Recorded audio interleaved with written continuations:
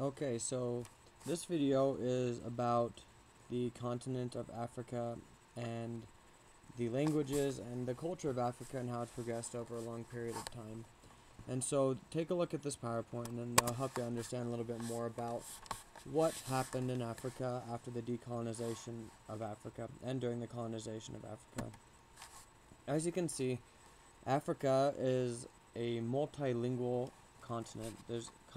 As you can see throughout the continent, there's many different languages, from the north to the east to the southern, and even throughout the middle. There's lots of different languages that are used throughout Africa, and these languages are only part of the difference in Africa. If you look, there's also lots of different religions. It's mainly or predominantly Islamic through the north part of Africa, and through the southern part of Africa, it's traditionally Christian. There's also Hinduism, and then there's other traditional religious beliefs, such as just tribal religious beliefs that have gone back for a long period of time. So, as you take a look at this, that you can also see this is what would be called the Murdoch ethnic map made in 1959. Each of these separate colors, like this one or this one here, or any of these smaller areas, represent different cultures, different cultural homelands, so to speak, where people would call this as their homeland in that area right here. Someone else might call this their homeland. And so as you can see over top of the natural or the country's boundaries or borders, there are several different cultures within one country. For example, if you look at the Democratic Republic of Congo, or if you look at in some of the countries in Eastern Africa where there's lots of conflict, you can see that there are several different cultural homelands within these areas, and they don't even have respect to the borders of the country. These all used to be countries of their own. So as we move on, you can see that in the 19th century, the borders of these countries weren't drawn according to these languages or to these cultural homelands as we see in this map, but we see in this map that they're drawn according to what the Belgian, British, French, German, Italian, Portuguese, Spanish, or other colonists thought they should be. And this created a lot of problems. As we move on, you see that today in Africa there are several different countries, and these boundaries were not created according to cultures or to language or religion, but they were made according to the colonists as they left. And there's lots of different reasons why that might have happened.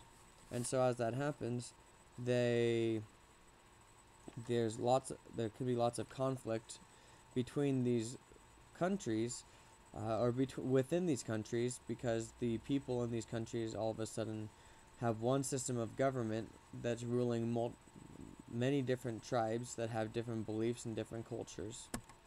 So something that'd be important to discuss now with the people around you is, how do these borders affect Africa or do these borders affect Africa today? If yes, how so? If no, why not? Also, were these borders drawn this way? So after discussing that for a couple minutes, pause this and then discuss it, and then come back after you finish discussing it. Okay, so after you've discussed that, there's many different reasons that this could have happened. The borders could have been drawn to make sure that the people stayed the way they were, and these borders have many different effects. They could affect people as they can cause conflict, they can cause unrest, and there's many different ones that you could come up with on your own. If you look at these, you can see the borders, once again, as we were talking about before, of ethnic homelands on this left side. Then you see this homeland compared to the national borders that you see now. And so you see there's lots of groups that anything that's in colored that are groups that are cross-border groups. And so you see there's lots of unrest not only within countries but between countries as well, as multicultural. Many cultures live between countries. You also can look at the conflicts that happen in areas. If you look here and see how many conflicts there are, you can also see how many different different culture or ethnic backgrounds there are. If you look at this map and then look back here, you can see that there's a large portion of conflict where there's a lot of different cultures. Like, for example, look here where the mouse pointer is. Then look here. You can see there's a lot of conflict. You go back. If you look right here, or if you look up in this area, there's a lot of different cultures in one area, and right here. And then you look here and you see all the conflicts that come right through here. So now I'd just like you to take some time and reflect, and as you reflect, I'd like you to write down your thoughts on the ethnic diversity of Africa in regards to the national borders that exist today. Where could some of the conflicts today originate from? Make sure that you're original and be sure to refer to the maps that have been provided in the PowerPoint. Also include any prior knowledge that you had in this topic.